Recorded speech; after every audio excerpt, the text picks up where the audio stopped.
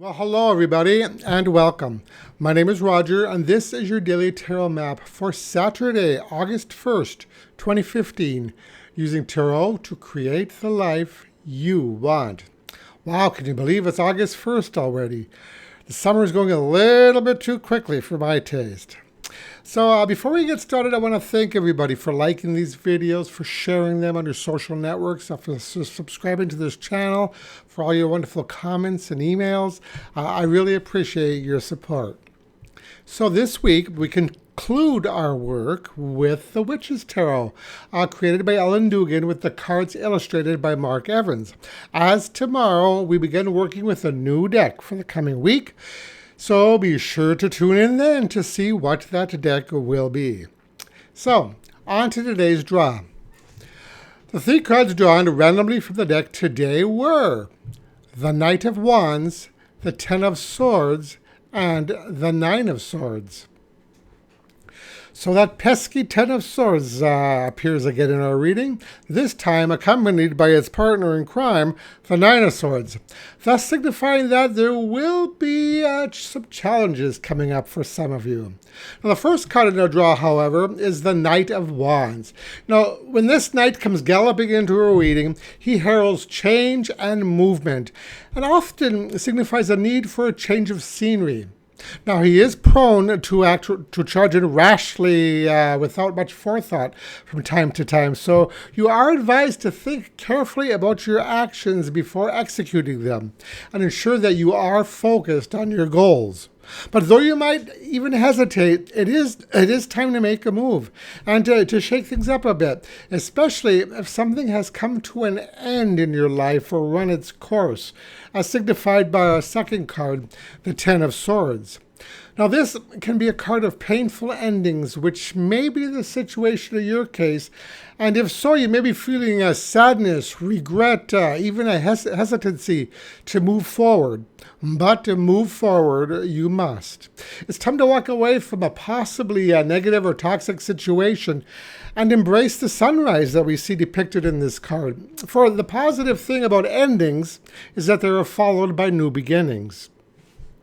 Now, this could be in reference to a romantic relationship, a new job opportunity, or even the end of a long overdue project.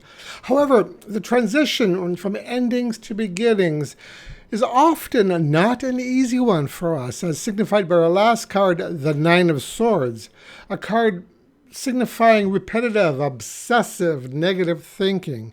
Now, it's a card of worry, of anxiety, of regret, of fearing the worst. And its appearance here signifies that what may be needed in this situation is somewhat of an attitude adjustment. You know, we are often scared to death when we begin something new or face the unknown, but being awash with worry only makes that transition more difficult for us. You know, instead, we want to pay attention to the amazing possibilities that lie before us. Remember the Knight of Wands in our card as he rides into the new situation with confidence, almost bordering on cockiness. But it's also worth noting the sunrise behind him. You know, he's putting the past behind him and looking to the future with a stout heart. And for many of you, this may be something to keep in mind as you enter into that new situation or bring it close to an old one. So the message today for these three cards is: don't waste your energy on negative thinking, for it is the single greatest obstruction to success. Once you break the chains of negative thoughts, you ride into new possibilities and new adventures. So today's advice card comes from the Chronicles of Destiny fortune cards, and the card drawn randomly from the deck is number 7, Whispering Hall. Okay, so it does appear as though those negative thought patterns that we just mentioned are going to be an issue for some of you today. You know, whatever the ending signified by the Ten of Swords, we need to ensure that it doesn't sap our self-confidence or overwhelm us with worry and doubt. There's going to be plenty of endings for us down the road and plenty of new beginnings as well. And it's often helpful to chalk up those painful endings to life experience and then move on. But the first step in moving past those doubts or regrets and fears is in recognizing that we have them. So today, keep an eye on your thought patterns, especially those that drag you down, and work on putting them behind you. Regret is like investing in a mausoleum.